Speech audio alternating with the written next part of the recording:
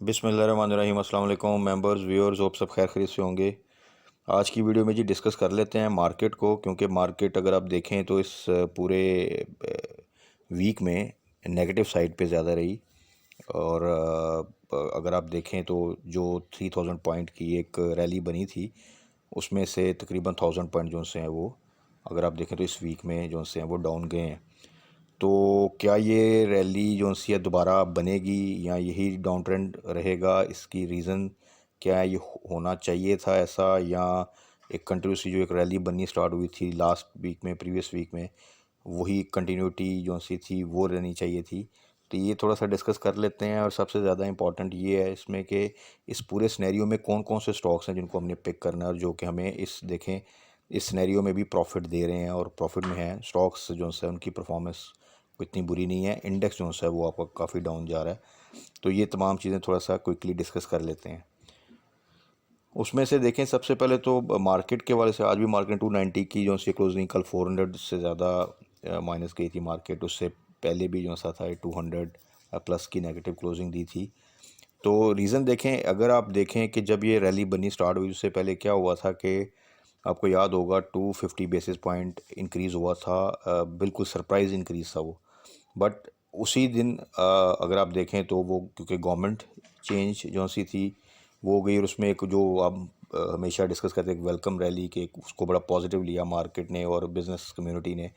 तो वो सारा सेट असाइड हो गया जो कि इंक्रीज़ हुआ था आपका इंटरेस्ट रेट। हालांकि अगर ये इंटरेस्ट रेट नॉर्मल सर्कमस्टांसिस में होता तो आप इजीली 2000 पॉइंट की जो सा रिडक्शन वो एक्सपेक्ट कर सकते थे पीएसएक्स के इंडेक्स से, ये आप सबको पता है।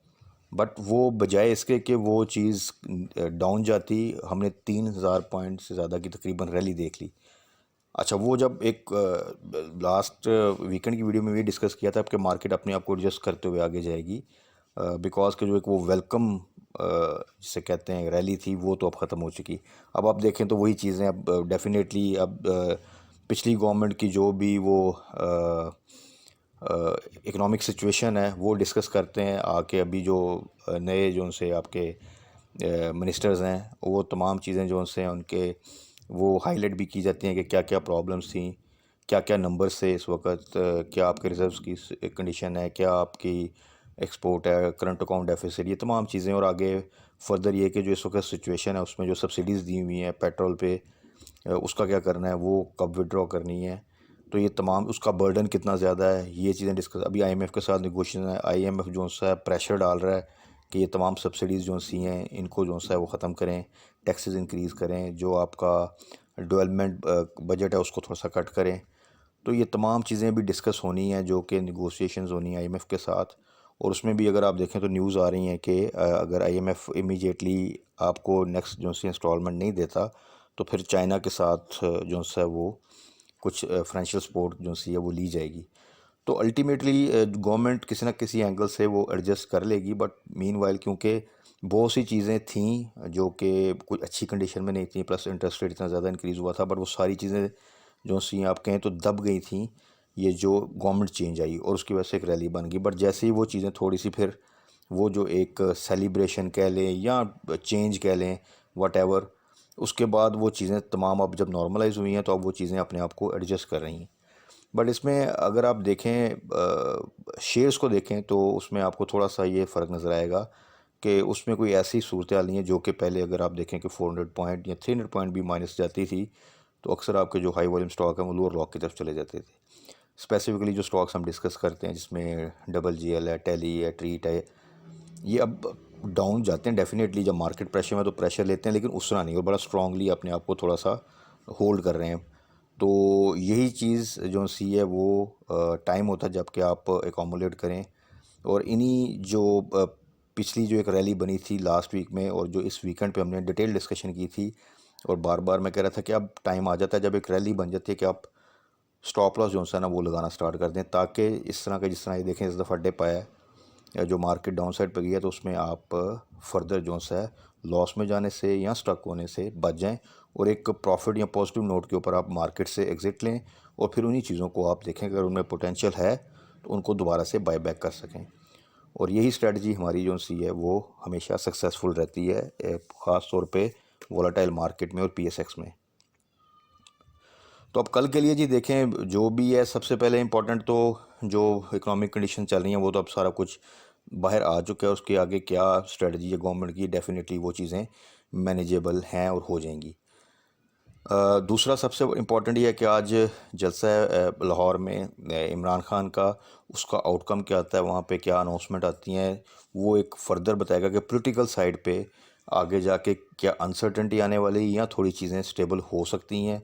तो ये तमाम चीज़ें जो सी हैं ये भी बहुत ज़्यादा मैटर करती हैं कि PM Imran Khan, x PM Imran Khan बल्कि, जो उनकी अनाउंसमेंट आती है आज के जलसे में वो क्या है। बिकॉज के पिछले जो 2 जलसे हुए थे बहुत ज़्यादा क्राउड था, एक ओवरवेलमिंग रिस्पांस था, बट उसमें जो अनाउंसमेंट आती थी वो आती थी कि नेक्स्ट जलसा मेरा कराची में है। उसके बाद नेक्स्ट कराची के जलसे में अनाउंसमेंट आई कि मेरा जो नेक्स्ट जलसा है वो अब लाहौर में है।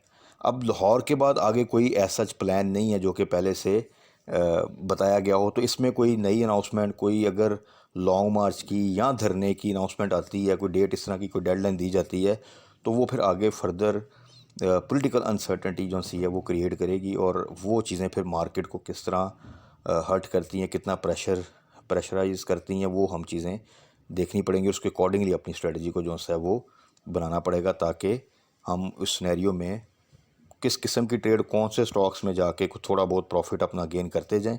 और अगर चीज़ें कामली चलती हैं कुछ अंडरस्टैंडिंग के साथ, तो फिर तो होपफुली मार्केट एक अच्छी रैली दोबारा से बना सकती है। और स्पेसिफिकली मार्केट से ज़्यादा जो स्टॉक्स हैं उनमें एक इंडिविजुअल रैलीज आप आने वाले दिनों में देखेंगे। और अभी भी इवन मार्केट की नेगेटिव जो सी क्लोजिंग के साथ भी आप देखें बहुत से स्टॉक बहुत अच्छा परफॉर्म करते हैं।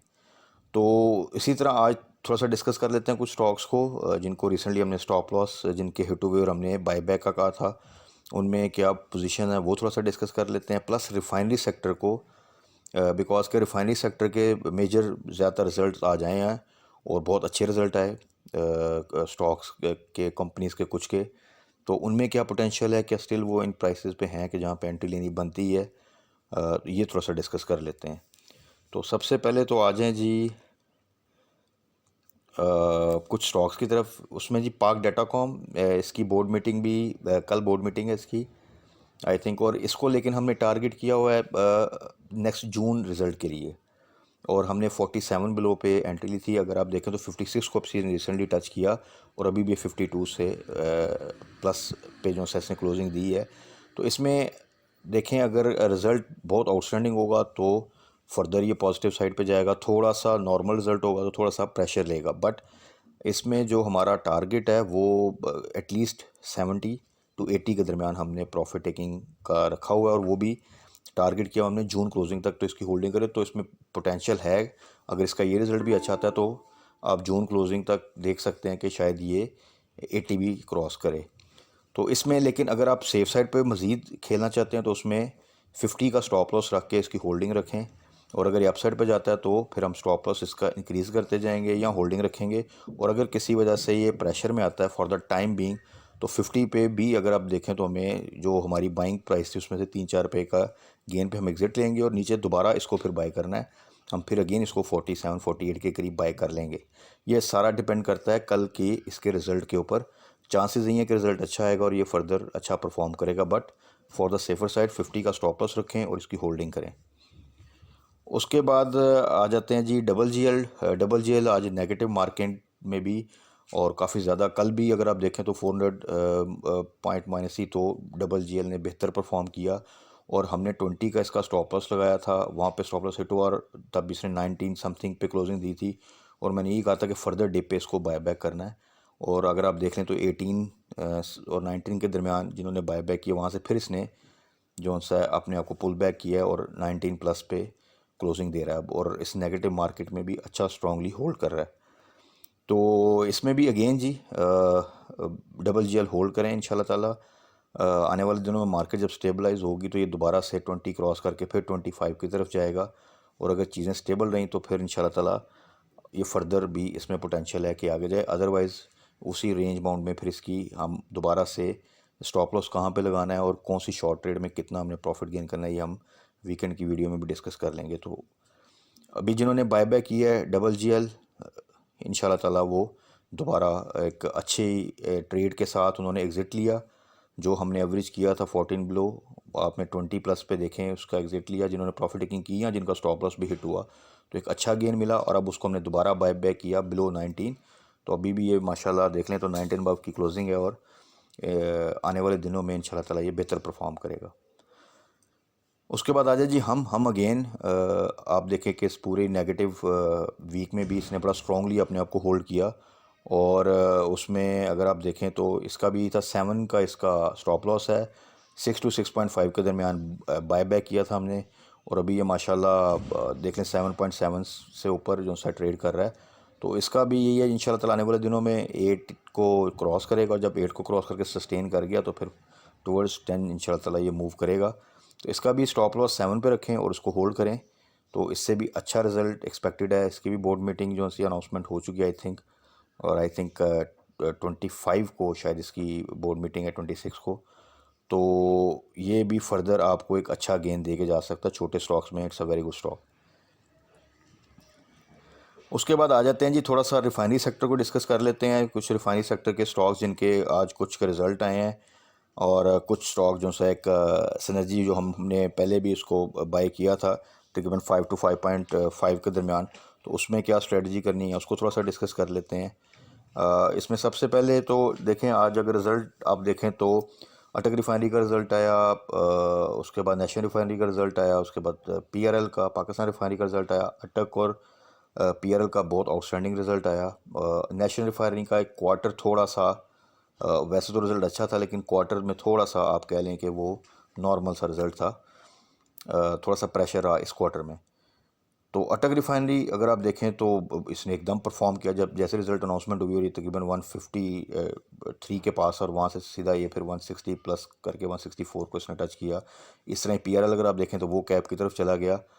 तो जो रिज़ल्ट इनका है, जो ईपीएस इम्प्रूवमेंट आई है अटक रिफाइनरी में और पीआरएल में, तो दोनों में आप देखें तो एंट्री जो सी है वो आप ले सकते हैं ऑन डिप। पीआरएल बहुत ज़्यादा प्रेशर में रहा, और जो पीआरएल की जो प्राइस है इस वक्त अगर आप देखें तो स्टिल ऐसी प्राइस है जिस पे आप एंट्री ले सकते हैं, बिकॉज़ पीआरएल का पोटेंशियल बहुत ज़्यादा है।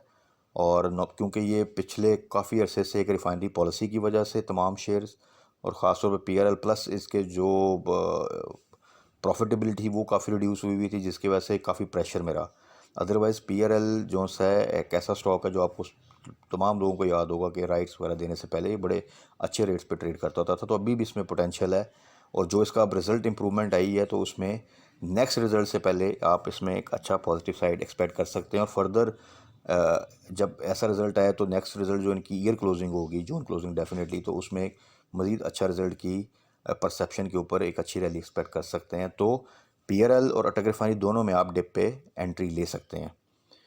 उसके बाद सिनर्जी जो सा है, सिनर्जी तो जी भाई इस वक्त इसको भी आप 6 के ऊपर स्टॉप लॉस रख के तो इसको जो सा आप होल्ड करें। इसकी भी बोर्ड मीटिंग की आई थिंक अनाउंसमेंट होगी 28 को है शायद। और क्योंकि जब रिफाइनरी सेक्टर जो सा है वो रैली बनाता है तो सिनर्जी में भी आप एक मूवमेंट देखते हैं। आल्दो कि इससे बहुत कुछ ज़्यादा अच्छे रिजल्ट की एक्सपेक्टेशन तो नहीं है। एज ए ग्रुप आपको पता है कि ये हमेशा जब अनाउंसमेंट करते हैं तो ज़्यादातर लॉस में ही अनाउंसमेंट रही है, और ये for last number of years ये ऐसे सिलसिला चलता है। कुछ बेहतरी रिसेंटली आई है, और अगर वो फर्दर रिजल्ट में रिफ्लेक्ट करती है तो आप इसमें एक अच्छी रैली जो सी है वो देख सकते हैं। और ये प्राइस एक्चुअली बहुत अच्छी प्राइस है। जिस प्राइस पे हमने एंट्री ली थी 5 to 5.5, वो तो बहुत ही बेस्ट प्राइस थी, बट अभी भी स्टिल जो सी प्राइस है 6 to 7, तो ये नॉट बैड प्राइस अगर आप थोड़ा सा होल्ड कर सकते हैं। तो जिन दोस्तों ने तो बिलो 6 बाय किया हुआ, 6 पे स्टॉप लॉस रखें, होल्डिंग करें। जो कुछ लोग इसमें एंट्री लेना चाहते हैं वो भी डिप पे एंट्री ले सकते हैं, not on the high side. तो ये तो थे जी कुछ स्टॉक्स जिनको आज डिस्कस किया स्पेसिफिकली रिफाइनरी सेक्टर को, थोड़ा सा क्योंकि उनके रिजल्ट्स बड़े आउटस्टैंडिंग आए हैं, और जो एक उनमें करेक्शन आई हुई थी प्रीवियस क्वार्टर से, तो एक अच्छे रिजल्ट अनाउंसमेंट के बाद अब उनमें फर्दर आप नेक्स्ट क्वार्टर रिजल्ट अनाउंसमेंट तक एक अच्छी रैली एक्सपेक्ट कर सकते हैं अगर मार्केट ने थोड़ा सा भी साथ दिया इंशाल्लाह ताला।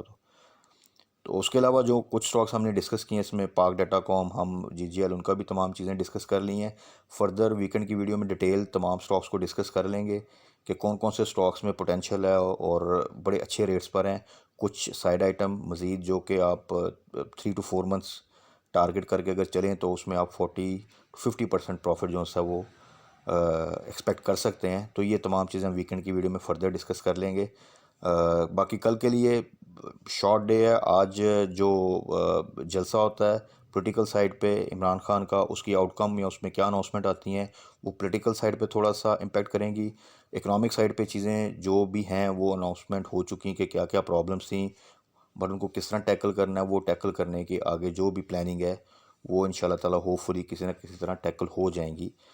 तो माशाल्लाह मार्केट जो सी है देखें, एक अच्छी रैली बनाई थी उसने, अब थोड़ा सा वो अपने आप को एडजस्ट कर रही है, करना बनता था क्योंकि इकोनॉमिक साइड पे चीज़ें वही थी। और दूसरा इतना बड़ा जो एक 250 बेसिस पॉइंट का इंक्रीज़ है तो उसका इम्पेक्ट तो मार्केट ने लिया ही नहीं, बल्कि मार्केट ने एक पॉजिटिव साइड पे एक अच्छी मूवमेंट बना दी। तो अब थोड़ा सा एडजस्टमेंट करने दें मार्केट को, अपने शेयर्स पे फोकस रखें। जो स्ट्रेटजी हम डिस्कस करते हैं माशाल्लाह वो बेस्ट स्ट्रेटजी है। उसमें हमने देखें तो अच्छे लेवल पे एवरेज किया। अगर आप देखें पिछले तमाम सिनेरियो जो बना था पिछले 4-5 माह में, तो हमने वहाँ पर जो जिनमें स्टक भी थे वहाँ पे अच्छे लेवल पे एवरेज किया, और उस एवरेज क्वांटिटी का तो हमने अच्छा खासा माशाल्लाह गेन किया। तो ये स्ट्रेटजी हम फ्यूचर में भी अकॉर्डिंगली जो है अपनी रिफ़ाइन भी करते जाएंगे और डिस्कस भी करते जाएंगे ताकि हम मैक्सिमम प्रॉफिट जो है वो गेन कर सकें। तो तब तक अपना ख्याल रखिएगा, दुआओं में याद रखिएगा। Stay blessed. अल्लाह हाफ़िज़।